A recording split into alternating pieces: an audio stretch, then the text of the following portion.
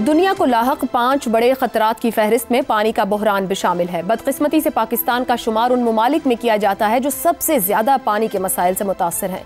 UNDP और Pakistan council of research on water resources ने 2016 में अपनी रिपोर्ट में खबरदार किया था कि पाकिस्तान को 2025 तक पानी की शदीद कमी का सामना करना पड़ सकता है।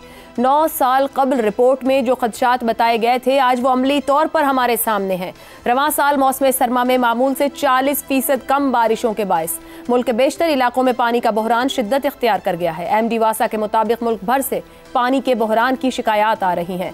मुल्क में बड़े पैमाने पर खुश्क साली का खदशा जाहिर किया जा रहा है। ज़ेर ज़मीन पानी की सतह इंतहाई कम हो गई है। लाहौर के बाद रावलपिंडी में भी ज़ेर ज़मीन पानी की सतह 700 फुट से नीचे चली गई है, जिसके पेश नज़र वासा ने रावलपिंडी में खुश्क साली इमरजेंसी नाफिज कर दी है, जबकि CDA ने शहरी इख्तिदार में भी पानी की किल्लत का खदशा जाहिर किया है। मामूल से कम बारिशों की वजह से डैम्स में पानी की सतह भी इंतहाई निचली सतह पर है। आबी माहिरीन के मुताबिक इस हवाले से अगर हंगामी इक़दामात नहीं लिए जाते तो 2040 तक पाकिस्तान जनूबी एशिया में सबसे ज्यादा पानी की किल्लत का शिकार मुल्क होगा। तहकीक के मुताबिक पाकिस्तान ने 2005 में पानी की कमी की रेड लाइन अबूर कर ली थी। पानी की मौजूदा सूरत हाल पर लाहौर हाई कोर्ट के हुक्म पर महकमा माहौलियात पंजाब ने पानी के गैर ज़रूरी इस्तेमाल की रोकथाम के लिए सख्त इक़दामात का ऐलान करते हुए घरों में गाड़ियां धोने, पाइप के इस्तेमाल करने और गैर कानूनी सर्विस स्टेशन के खिलाफ पाबंदी आयद कर दी है। मगर अहम सवाल यह है कि क्या इन इक़दामात पर अमल दरामद हो पाएगा, और इससे भी अहम सवाल यह है कि क्या इतनी ताख़ीर के बाद अब सिर्फ ये इक़दामात ही काफ़ी हैं।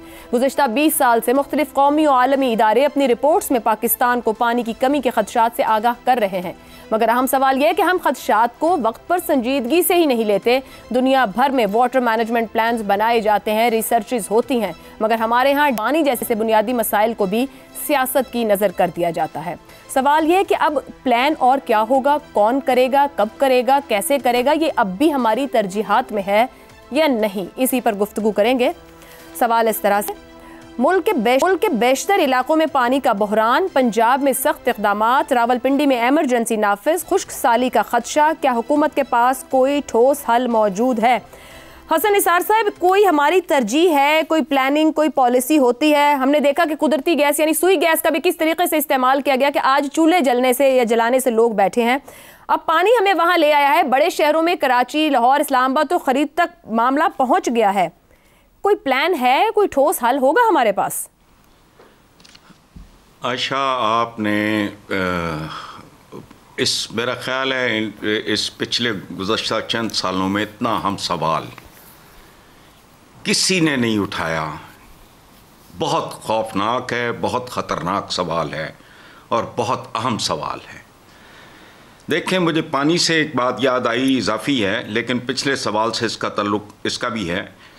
PTI को ये समझना होगा कि लक्कड़ पत्थर लोहे वाला नहीं, सियासतदान का रवैया पानी जैसा होना चाहिए।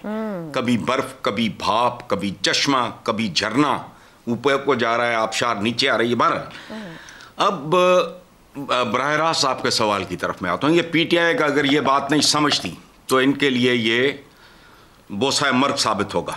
अच्छा, जहाँ तक ताल्लुक़ है आपके सवाल का, तो आई मस्ट कॉन्ग्रेचुलेट यू, बहुत खूबसूरत बरवक्त। देखो, पानी ज़िंदगी है, कोई नई बात नहीं। पानी ज़ाया करना हमारा कल्चर है। पानी ज़िंदगी है, इसको बर्बाद करना, इसकी तौहीन करना, इसको ज़ाया करना, अवाम को छोड़ो, नाम नेहाद पढ़े लिखे लोगों को भी रत्ती बराबर एहसास नहीं।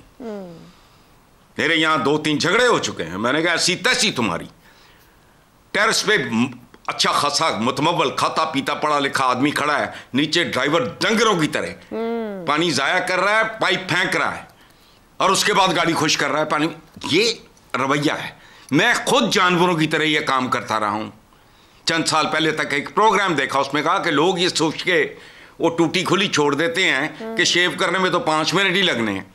तो उन डॉक्टर साहब ने, वो PTV का कोई प्रोग्राम था, उन डॉक्टर साहब ने कहा कि अगर इस तरह 2 लीटर पानी भी जाया हो और 2-3 करोड़ बंदा भी ये झक मार रहा हो, शर्म आई। उसके बाद मैंने एक छोटा सा प्याला रख लिया। मैं अपना बता रहा हूँ, एतराफ कर रहा हूँ। ये हमारे अंदर देखो, अब ये 10,000 जुर्माना नहीं सर, ये अमल दरामद भी कैसे होगा? सिर्फ एक लाहौर जैसे शहर की बात करें तो कैसे अमल दरामद होगा? यही ओ भाई, मैं इसी तरफ ही आ रहा हूं ना। ये अब रिसेंटली मैंने पढ़ा है कि जी 10,000 जुर्माना जो गाड़ियां धोएंगे, ये रॉटन। देखो, ये रवैया जुर्मानों से नहीं, ये रवैया आवाम की तरबियत से तब्दील होगा। मार्क माय वर्ड्स, वही होगा जिसका मैं खदशे का शिकार हूं। ये तरबियत से, सही तालीम और तरबियत हुक्मरानों के लिए अवाम की, डंगरों की आखिरी तरजीह भी नहीं है। इनको जाहिल रखना उनकी एक बहुत बड़ी जरूरत है। अच्छा, लेकिन बदकिस्मती ये है आयशा, मैं अपने सारे दोस्तों से दरख्वास्त करता हूं, इस बात पे गौर करें, इसका कोई नतीजा नहीं निकलेगा, क्योंकि तरबियत अवाम की, बेसमत अवाम की, अनपढ़ अवाम की तरबियत कोई स्विच ऑन स्विच ऑफ नहीं है। ये कोई मार्शल लॉ नहीं है आपने लगा दिया। सुन लो, ये एक तवील प्रोसेस है। सो मैं एक पाकिस्तानी के तौर पे खुद को डेंजर जोन में महसूस करता हूं। मेरा नहीं ख्याल कि कोई चीज इसका हल कर सकेगी। इसका कोई शॉर्टकट नहीं है। 77 साल जिनको तुमने जानवरों की तरह ट्रीट किया, वो जानवरों की तरह बिहेव करेंगे। इसका कोई तरीकाकार, कोई जुर्माने, खतरनाक, कोई जेल, ठीक हो गया, कुछ भी नहीं। ठीक, खतरनाक एनालिसिस है। इसका नतीजा 5 साल बाद अल्लाह ने अगर मुझे जिंदगी दी, मैं आपसे ठीक है। रजा रूमी साहब, कुछ होना। पंजाब 5 दरियाओं की सरजमीन है, खुश्क साली का शिकार होने लगी। दरिया खुश्क है, नहरें बंजर हैं, खेतों को देने को पानी नहीं, और पीने का पानी भी इस तरह हाथ से निकलेगा। इतनी बड़ी माहौलियाती तब्दीली का मुकाबला करने के लिए पंजाब हुकूमत तैयार है?